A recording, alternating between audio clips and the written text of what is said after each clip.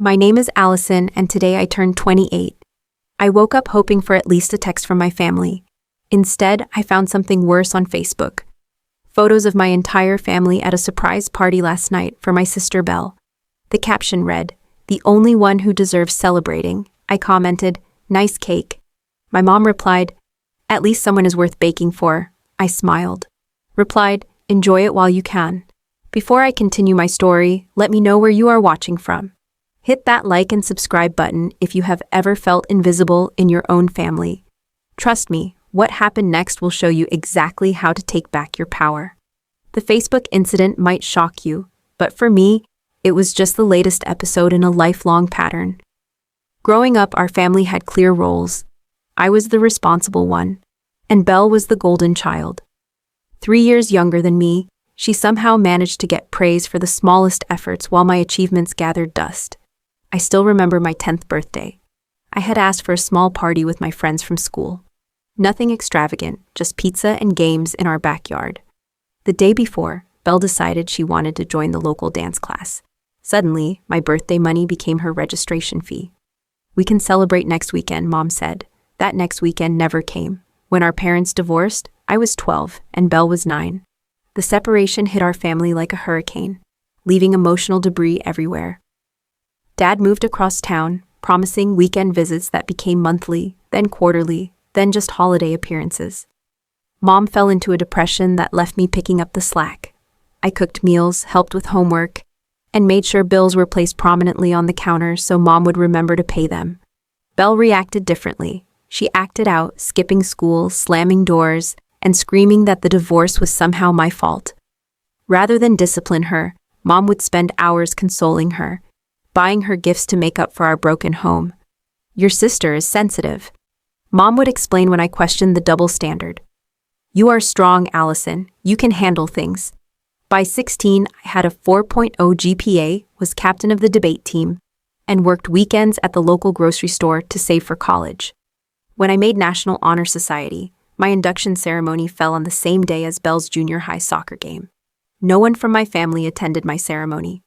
That night, they brought home ice cream to celebrate Belle scoring a single goal in a game they lost. "We are so proud of you too," Allison Dad said over the phone when I called to tell him about my achievement.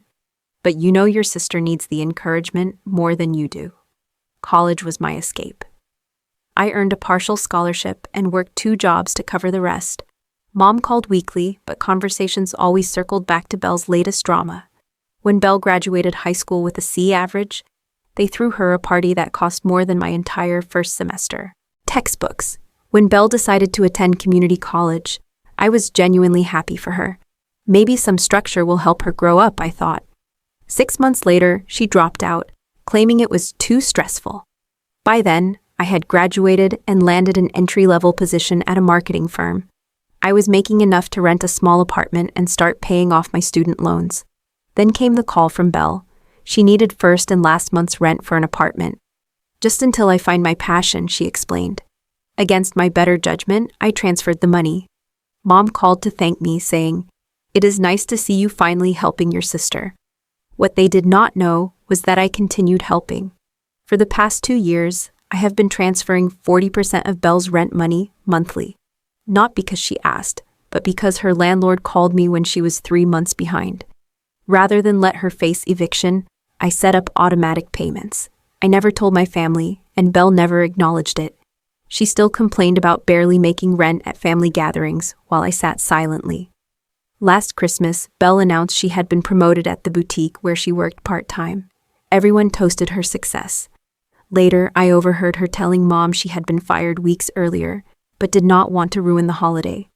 I said nothing about the extra money I had sent when she texted claiming her heat might get shut off. My 27th birthday passed with a text message from Mom. "Happy birthday. Taking Belle shopping for her job interviews. Call you later." She never called. I spent the evening alone treating myself to takeout and a movie, telling myself it did not matter. A month ago, Dad called to ask if I could contribute to a special surprise they were planning. He would not elaborate, just said the family was pulling together for something important. I sent $500, assuming it was for Mom's upcoming 60th birthday. I even marked my calendar to make sure I would be available for whatever they planned. Now, looking at those Facebook photos, I realized what the special surprise had been. A party for Belle on the eve of my birthday. This morning, I woke up at 6:30, like any other workday. Except it was not just any day, it was my 28th birthday. I lay in bed for a few extra minutes, allowing myself to hope that today might be different. Maybe there would be a text from Mom, or even a call from Dad. At the very least, Belle might remember, if only because Facebook would remind her.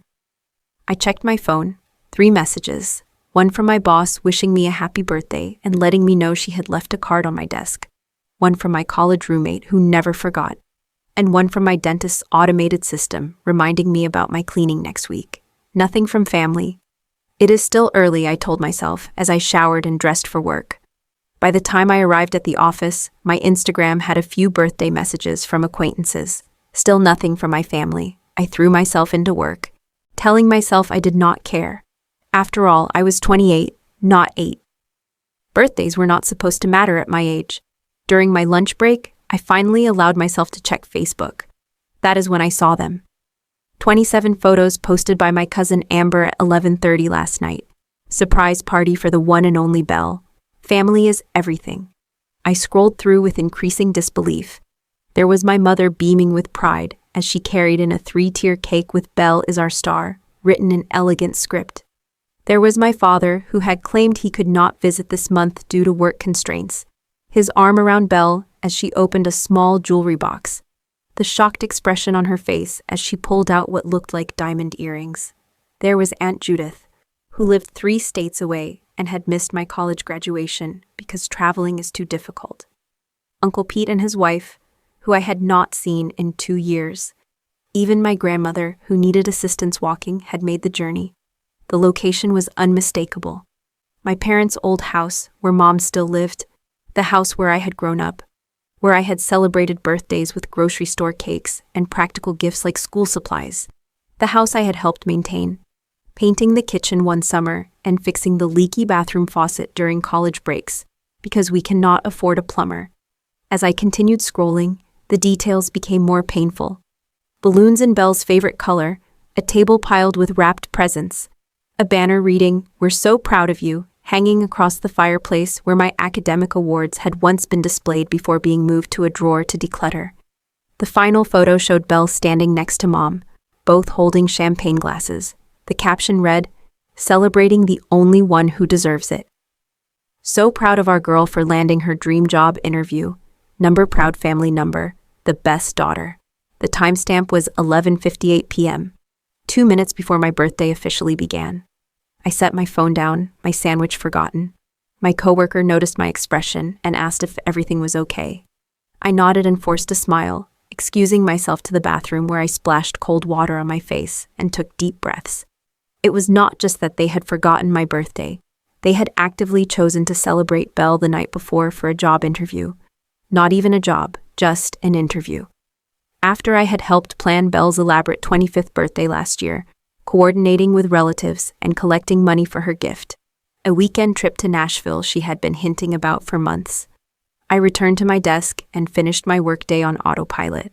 My boss stopped by with a cupcake and the promised card signed by the team.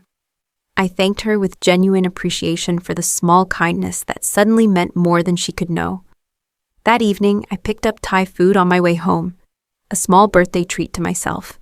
My apartment was quiet when I entered, just as I had left it that morning. No surprise. Visitors, no cards in the mail. I ate my pad Thai directly from the container while staring at the Facebook photos again, unable to stop myself from scrolling through them one more time. The cake must have cost at least $200 from that bakery Mom always said was too expensive. I recognized the jewelry box from the high-end store at the mall. The champagne was the brand Dad saved for special occasions. And there in the background of one photo, barely visible but unmistakable, a gift bag from the tech store with the corner of a laptop box peeking out. The same laptop I had mentioned wanting when my current one started showing signs of age. The exact model I had researched for months, waiting for a sale or bonus from work to justify the expense. I set my food aside, no longer hungry. the magnitude of the betrayal settling over me like a heavy blanket. This was not thoughtlessness. This was not forgetfulness. This was deliberate. And tomorrow they would probably remember. There would be belated texts, maybe even a perfunctory call. Mom might offer to take me to lunch next weekend if Belle did not need something. Dad might send his standard gift card with a generic message. They would expect me to accept these crumbs with gratitude, just as I always had. But something had shifted inside me. As I sat alone in my apartment on my 28th birthday, I realized I was done accepting crumbs.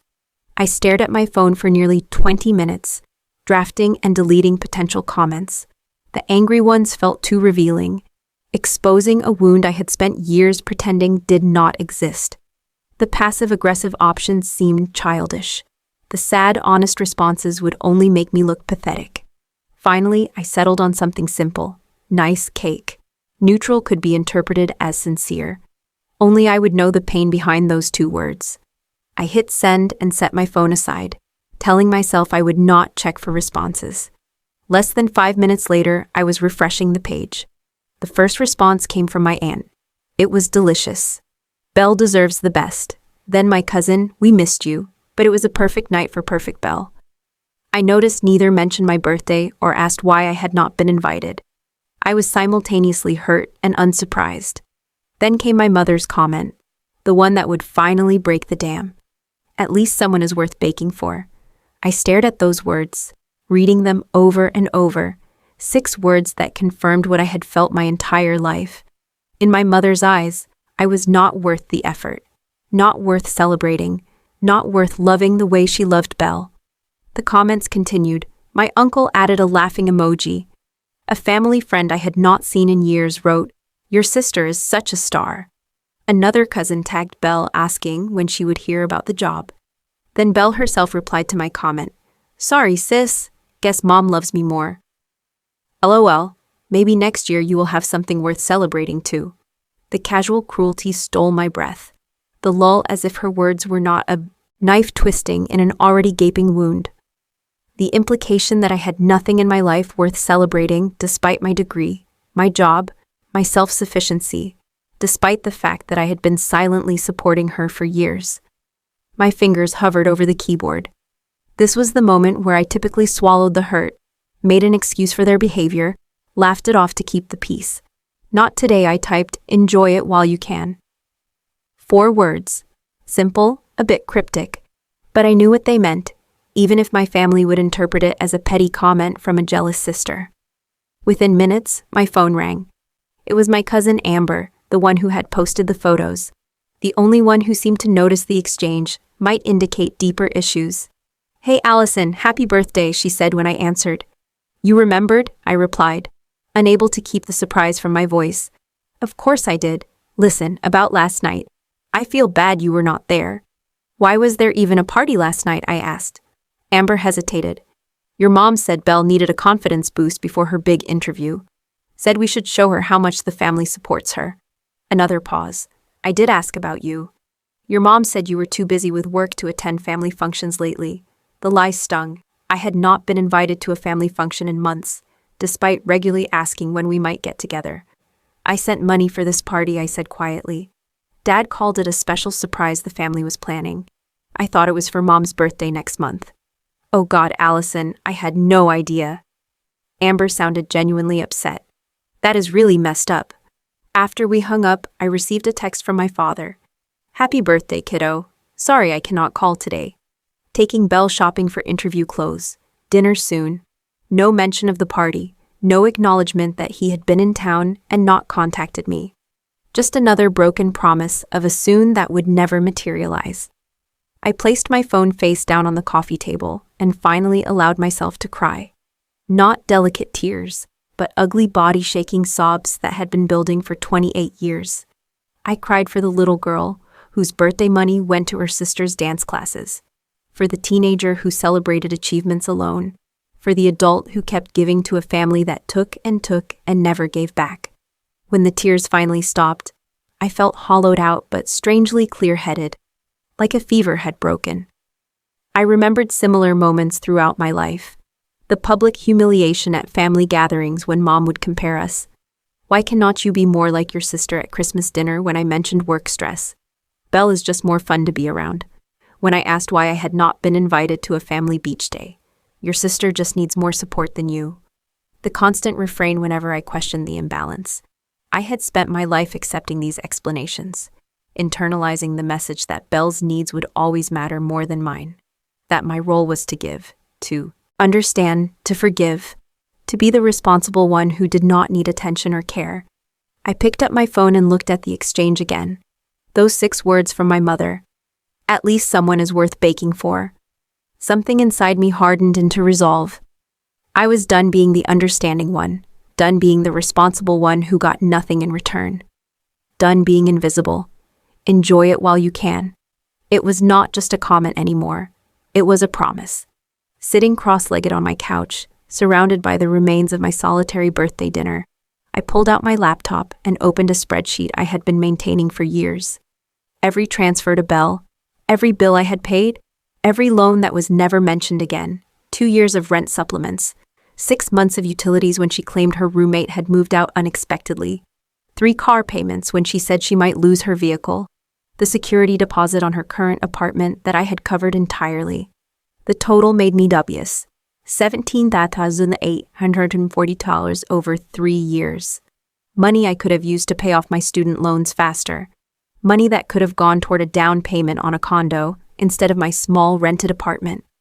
Money that disappeared into the black hole of Belle's irresponsibility, while she continued to be celebrated as the family treasure.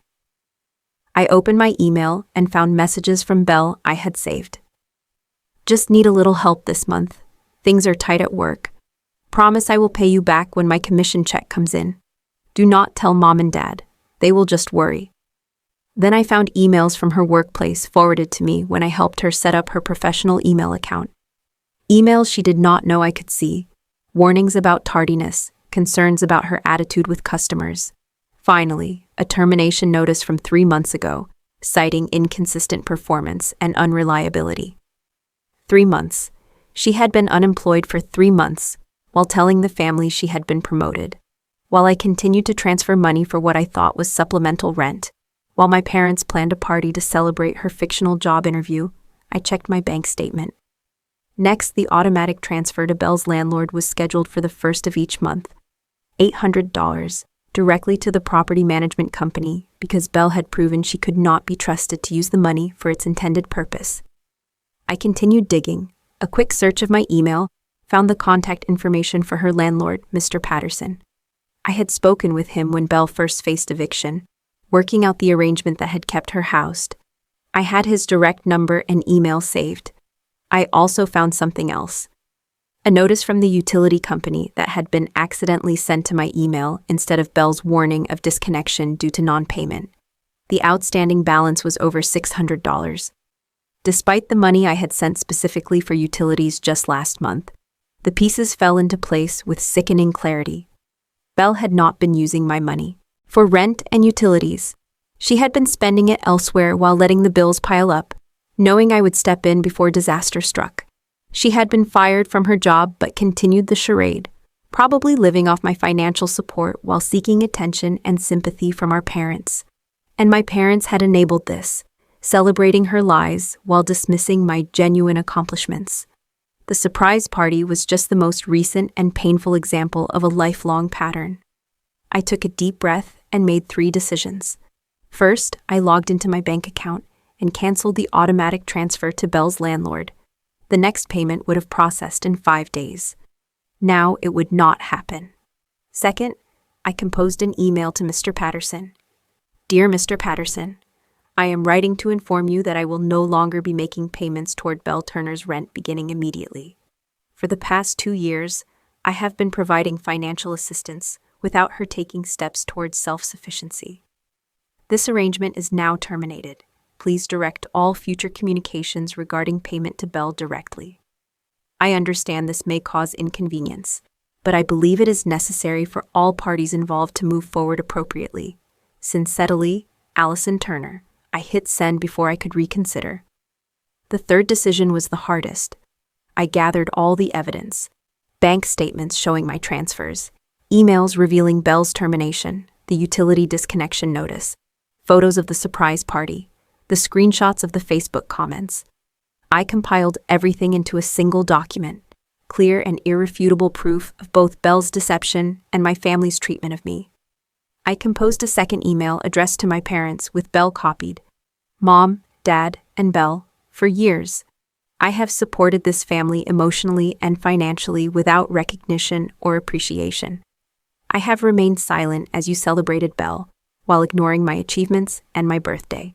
I have transferred thousands of dollars to keep Belle housed and comfortable, while she lied about her employment status and financial situation.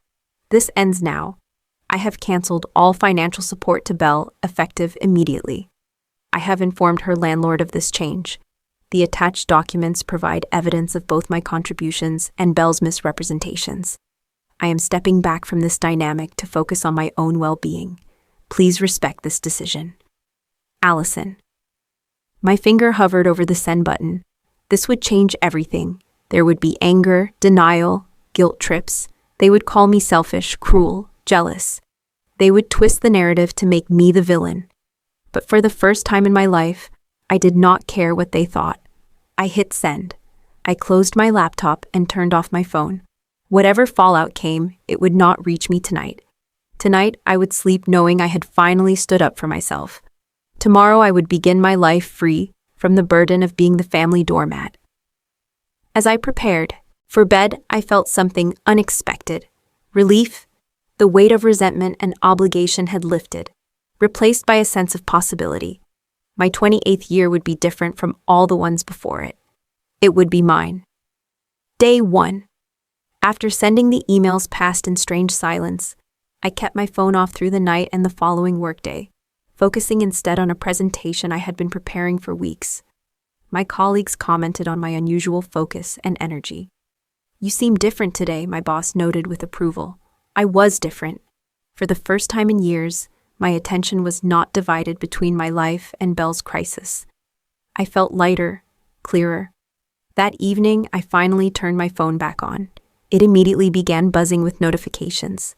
12 missed calls from my mother, 8 from Belle, 3 from my father, 37 text messages, 15 emails. I ignored them all, making dinner and watching a movie I had been wanting to see. I slept better than I had in months. Day 2 brought more calls and messages, increasingly urgent. I filtered my emails to send family communications to a separate folder I would check when I felt ready. I blocked their numbers temporarily, needing space to strengthen my resolve. On day 3, a delivery arrived at my apartment. Flowers from my cousin Amber with a card reading, "Happy belated birthday. You deserve to be celebrated too." It was the first birthday acknowledgement from family that had made me smile in years. Day 4 marked the beginning of the real storm. Without my monthly transfer, Belle was now facing the reality of her full rent coming due. Her first text came through a mutual friend's phone. "What the hell, Allison?" the landlord called about rent. "You know I cannot afford the full amount. Whatever issue you are having, do not take it out on me. Fix this now." I did not respond. By day 6, my mother had resorted to leaving voicemails through the apartment building's main line. "Allison Marie Turner. This childish behavior stops now. Your sister is in tears. You have put her housing at risk because of what? Birthday jealousy. I raised you better than this. Call me immediately." I saved the message but did not return the call. Day 8 brought the first contact from my father. An email with the subject line, "Let us talk about this rationally. Allison, I understand you are upset about the party. We should have been more considerate of the timing, but cutting off your sister financially without warning is an extreme reaction. Belle has always been more fragile than you. You know this. She needs our support while she finds her footing. Your mother is beside herself with worry. Please call me so we can discuss a compromise. Dad," I wrote a brief reply.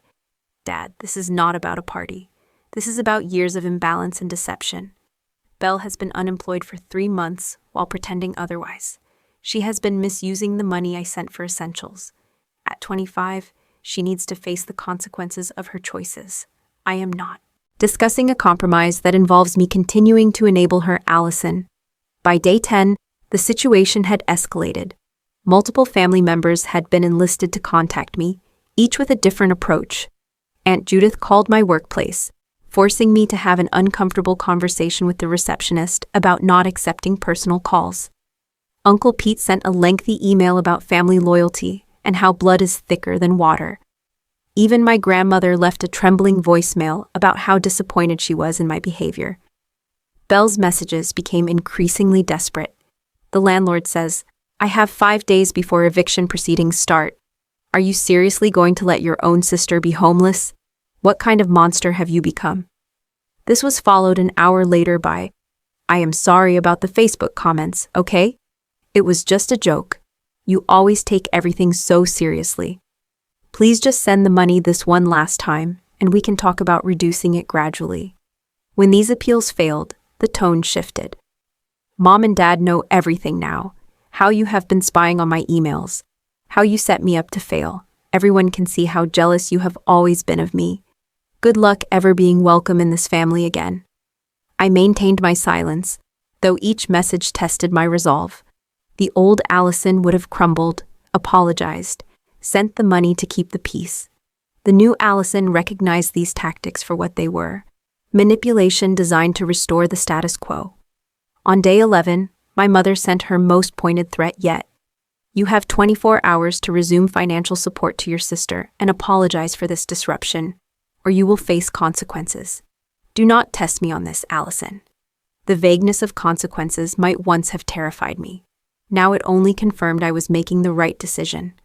That same day, Belle's boyfriend Dylan, whom I had met exactly twice, sent a rambling message accusing me of destroying Belle's mental health and always trying to sabotage her happiness because you are jealous of how much everyone loves her. I blocked his number along with several others, creating a small circle of peace around myself. I focused on work, accepted a dinner invitation from colleagues I had often declined in the past due to family obligations, and even scheduled a consultation with a therapist, something I had considered for years, but never prioritized. The unexpected bright spot came when Amber called to check on me. "I saw the email you sent with all the evidence," she said. "I had no idea you were supporting Belle financially all this time." "No one did," I replied. "That was the point." "Well, for what it is worth, I think you are doing the right thing." Amber said, "It is about time someone in this family stood up to the Belle worship, and I am sorry about your birthday. I should have realized something was off when your mom insisted you could not come to the party." Her support meant more than I could express. A reminder that perhaps not everyone in my family was part of the toxic dynamic I had escaped. As day 12 dawned, I knew the real explosion was coming. Belle's rent was now officially late, and the landlord would be making decisions about next steps. I went to work prepared for the storm, yet somehow feeling more centered and calm than I had in years. The call came at 2:17 in the afternoon. I was in a meeting when my phone lit up with Belle's name. I declined the call and continued my presentation. 2 minutes later, it rang again and again. By the 5th consecutive call, my boss nodded for me to step out and handle whatever emergency was occurring. In the hallway, I finally answered. "What, Belle?" The shriek was so loud, I had to hold the phone away from my ear. "The landlord just called. He is starting eviction proceedings. Fix this right now." "I cannot fix this, Belle," I said, keeping my voice calm and professional. "This is the consequence of your choices. My choices. You chose to stop paying without warning. You chose to ruin my life because you are jealous about a stupid party." "You have been lying about being employed for 3 months," I replied. "You have been misusing the money I sent for utilities. Those were your choices. So what? You make plenty of money. You do not have a life anyway. So what else would you spend it on?" The casual cruelty still had the power to sting, but not to break me. "Goodbye, Belle. I suggest you start packing or finding a way to pay your rent." I ended the call as she was mid-scream and returned to my meeting. 10 minutes later, my phone began buzzing continuously with notifications. Our family group chat, dormant for months except for Belle's announcements, had exploded. "Mom Allison, answer your phone immediately. Dad, this has gone too far. Call your sister. Aunt Judith, I cannot believe you would do this to your own blood. Uncle Pete, your grandfather would be ashamed." And on, a chorus of outrage and condemnation. I muted the chat and focused on finishing my workday. At 4:30, the receptionist called my extension. Allison, your mother is in the lobby. She seems upset. Security is asking if they should escort her out. My heart raced, but I took a deep breath. Tell them I will be right down. In the lobby, my mother was pacing, her face flushed with anger. When she saw me, she pointed a shaking finger. How dare you humiliate our family like this? The security guard looked at me questioningly. I smiled at him. It is okay, Frank. This is my mother. We will step outside for a moment. Outside the building, I turned to face her. Mom, I am at work. This is inappropriate. Inappropriate. You know what is inappropriate? Sending private financial information to the entire family. Making your sister look bad to make yourself feel important. She could lose her apartment. Mom, I said quietly. Belle lost her job 3 months ago and did not tell anyone. She has been lying to all of us. She was trying to find the right time to tell us. She did not want to worry us. She had no problem worrying me when she needed money. I pointed out she had no problem accepting my help, while mocking me publicly. That was just teasing. You have always been too sensitive. A colleague walked past, eyeing us curiously. I maintained my professional demeanor. I cannot do this here. If you want to have a civil conversation, we can schedule a time to talk. Oh, now you want to talk after dropping this bomb on everyone? Your sister is having a panic attack. Your father had to leave work early. All because you could not handle not being the center of attention for once. The irony of her statement was so profound, I almost laughed. Mom, when have I ever been the center of attention in this family? She dismissed this with a wave of her hand. You are coming with me right now to apologize to your sister and reinstate the payments. No, I am not. The simple refusal seemed to shock her more than anything else. In her world, I always eventually gave in. Excuse me, I said. No, I'm going back to work now. I suggest you leave before security becomes concerned again. I turned to go, but she grabbed my arm. If you walk away from this family now, do not expect to be welcome back. I looked at her hand on my arm, then into her eyes. That sounds like a threat, Mom. It is a reality. Family stands by family. Funny, I said, gently removing her hand. I have been standing by this family financially and emotionally for years. Where was this family stands by family motto on my birthday? She had no answer for that. I walked back into the building, nodding reassuringly at Frank, the security guard, as I passed. My hands were shaking, but my resolve was intact. That evening, the real confrontation arrived. I had just settled in with dinner when my doorbell rang. Through the peephole, I could see Belle, my mother, and my father all standing in the hallway. I considered not answering, but decided it was better to face this head-on. I opened the door, but blocked the entrance. Yes, Belle pushed forward. You need to fix this now. The landlord says I have 3 days to pay or get out. Then I suggest you start packing, I replied. My father stepped in, always the mediator. Allison, please let us come in and discuss this rationally. I hesitated, then stepped aside. They filed in, Belle immediately throwing herself dramatically onto my couch, my mother perching tensely on an armchair, my father standing awkwardly by the window. Nice place, my father commented, looking around. I do not think I have been here since you moved in. 2 years ago, I confirmed. An uncomfortable silence followed. I did not offer drinks or make small talk. Finally, my mother spoke. Allison, this vendetta against your sister has gone too far. You have made your point. Now it is time to be the bigger person and help your family. This is not a vendetta, I said. This is me stopping an unhealthy dynamic that has gone on far too long. By making your sister homeless, Belle interjected with a sob. You would not be facing eviction if you had been honest about losing your job and made arrangements with your landlord, I pointed out. Or if you had used the money I sent for its intended purpose instead of whatever you actually spent it on. I had expenses, Belle protested. Like what? The designer bag you posted about last month? The weekend trip to Miami with Dylan? My father looked confused. Belle, you said you were still employed. When did you lose your job? Belle shot me a venomous look. It is complicated, Dad. They reduced my hours and then eventually let me go. But I have been interviewing for 3 months. I asked with no results.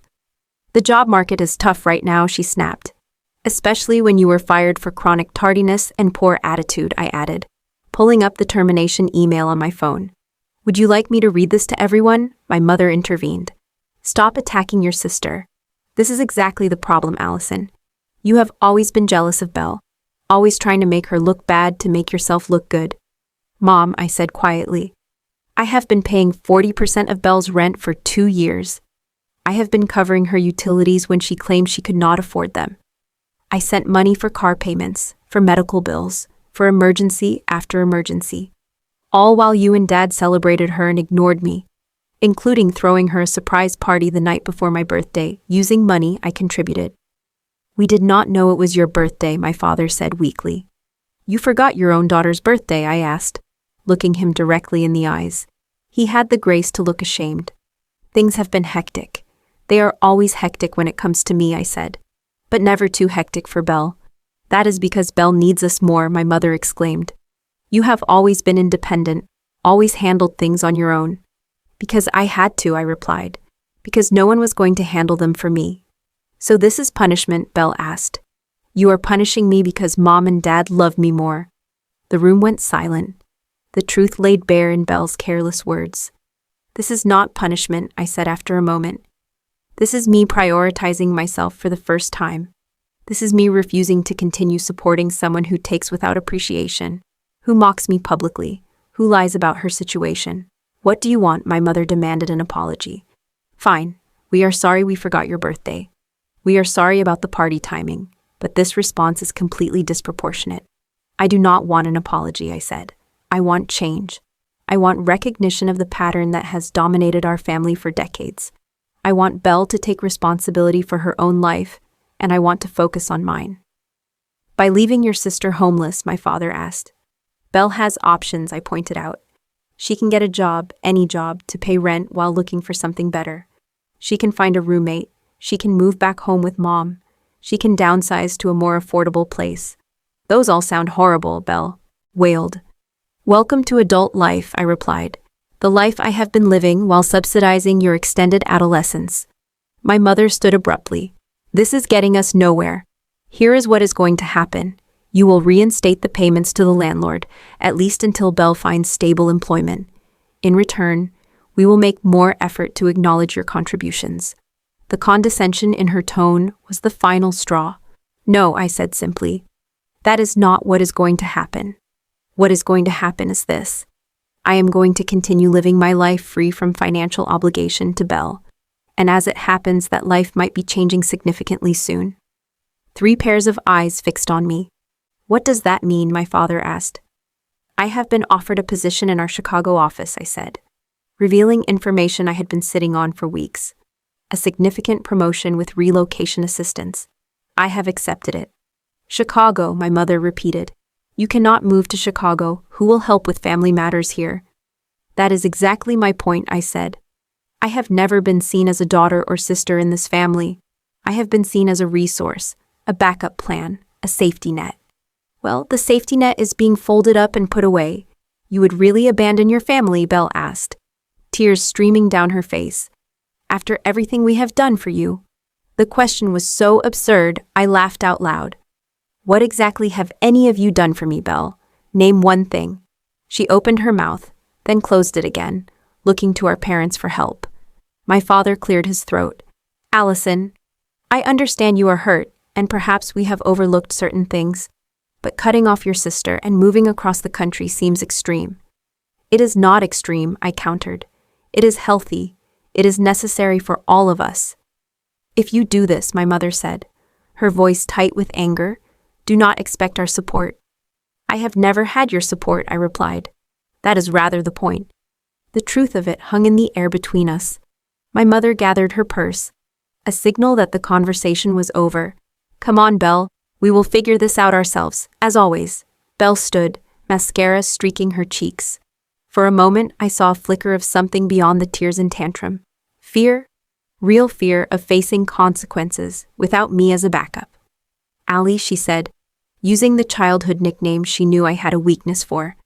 "I cannot lose my apartment. Please, I will do better. I will get a job tomorrow. I will pay you back everything." "I have heard those promises before," I said, not unkindly. "But this time you will need to prove it with actions. not words. You are really not going to help me. The realization finally seemed to be sinking in. I am helping you, I said, just not in the way you want. My father lingered as my mother stormed out, Belle trailing behind her. Allison, he said quietly, I never realized the extent of what you have been doing for your sister. No one did, I replied. That was how Belle wanted it. He nodded. Slowly, the party. That was poorly timed. I should have remembered your birthday. Yes, you should have. Chicago, huh? He said after a moment. That is a big move. A necessary one. He seemed to be struggling with something. Finally, he said, I have not been a good father to you, have I? The simple acknowledgement after years of imbalance brought unexpected tears to my eyes. No, I said honestly. You have not? He nodded again, accepting the truth without argument. I am sorry for that. Truly. As he left, he turned back one last time. When do you leave for Chicago? 3 weeks, I replied. Perhaps we could have lunch before then. Just the two of us. I did not immediately agree, but I did not refuse either. I will think about it. After they left, I sat in the silence of my apartment, processing what had just happened.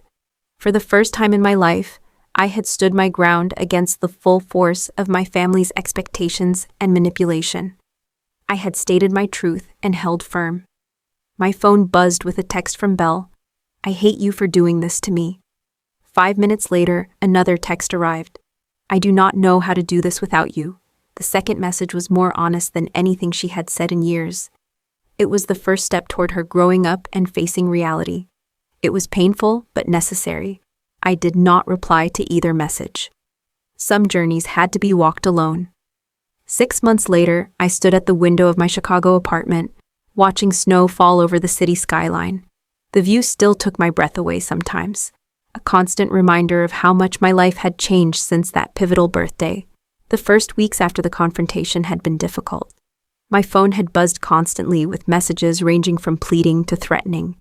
My mother had attempted to rally the extended family against me, painting me as the villain who abandoned her sister in her time of need. Some had believed her. Others had reached out privately to say they understood, even admired my decision to break the cycle. Belle had indeed faced eviction, but had not ended up homeless. At the last minute, she had found a roommate, another retail worker who needed to split costs. They had moved to a smaller apartment in a less desirable area. According to Amber, who had become my main connection to family news, Belle had taken a job at a fast food restaurant and was actually showing up regularly. My mother still barely spoke to me. Our communications were limited to tour exchanges during major holidays. She had not visited Chicago, though I had invited her for Thanksgiving. Too busy taking care of the family members who still care, had been her response. My father, surprisingly, had made more effort.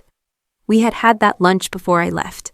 An awkward but honest conversation where he had admitted to years of favoring Belle. She was louder about her needs, he had explained. And you seemed so capable, so self-sufficient. I think we all took that for granted. It was not a complete apology, but it was a start. He had visited Chicago twice, each time making more effort to know the woman I had become rather than the daughter he had overlooked. Our relationship was tentative but healing. I had found a therapist in Chicago, Dr. Winters, who specialized in family dynamics. Our weekly sessions had helped me process years of being the forgotten child, the responsible one, the family bank. What you did was not just standing up for yourself, she had told me. It was refusing to enable a dynamic that was harmful to everyone, including Belle. That perspective had helped ease the guilt that sometimes still crept in during quiet moments. I had not ruined Belle's life by cutting off support. I had given her the opportunity to build her own. My professional life had flourished in Chicago. The promotion had come with new responsibilities that challenged and excited me. I had made friends among my colleagues, people who knew me only as I was now, not as the perpetual sidekick to the family star. My apartment doorbell rang, pulling me from my reflections. It was Amber arrived for her weekend visit. We had grown closer since the fallout, finding in each other the sister relationship we had both lacked. This view is still insane, she said, joining me at the window. Best decision ever coming here. Most days I agree, I said with a smile. Heard from the family lately, she asked, settling onto my couch. Dad called yesterday, said he might come for Christmas. And Belle? I hesitated. Actually, I got an email from her last week. First direct communication in months. Amber raised her eyebrows and it was different. No accusations, no demands. She said she has been working full-time for 4 months now. Said she is taking an online course in bookkeeping. Wow, actual adulting. Apparently, I agreed. She also said she has been thinking about our conversation that night, about how she took advantage of my help for years. She stopped short of a full apology. But it is progress. Amber finished for me. Progress, I echoed. Later that evening, after dinner with Amber and some of my new friends, I sat down to reply to Belle's email. I had been thinking about it for days. Weighing my response, I wrote, "Brielle, thank you for your email. I am glad to hear you are working steadily and pursuing education. Those are positive steps. The past cannot be changed, but I am open to building a healthier relationship moving forward. One based on mutual respect, rather than dependency. Take care, Allison." Short, clear boundaries, but an open door. It felt right. As I hit send, I realized how much I had changed in these 6 months. The old Allison would have jumped at any hint of reconciliation, rushing back into the dysfunctional dynamic at the first sign of improvement. The new Allison recognized that real change required time, consistency, and maintained boundaries. I had learned that family relationships, like all relationships, needed to be reciprocal to be healthy. That love without respect was not really love at all. That sometimes the most caring thing you could do for someone was to stop cushioning them from the consequences of their choices. Most importantly, I had learned that I deserved to be celebrated, not just for what I could give others, but for who I was. My 29th birthday was approaching, and for the first time, I was planning my own celebration, surrounded by people who saw me clearly and valued my presence in their lives. The journey had been painful but necessary. A family dynamic built on decades of imbalance could not be fixed overnight or perhaps ever fully repaired. But I had found peace in creating my own path, in prioritizing my well-being after years of putting others first. The snow continued to fall outside my window, blanketing the city in quiet beauty. I thought about how sometimes we need to walk away from what is familiar to discover what is possible. How breaking patterns can be terrifying but liberating. How healing often begins not with forgiveness, but with the radical act of valuing yourself enough to say no more. I was still learning, still growing, still figuring out the boundaries of this new life. But for the first time, I was doing it on my own terms, free from the weight of being the forgotten daughter, the reliable sister, the family bank. And that was worth celebrating. Have you ever had to make a difficult decision to prioritize your own well-being over family expectations? I would love to hear your stories in the comments. If this resonated with you, please like this video and subscribe to my channel for more stories about setting boundaries and finding your worth. Remember that sometimes the bravest thing you can do is put yourself first. Thank you for listening, and remember your story matters even when others try to write you out of it.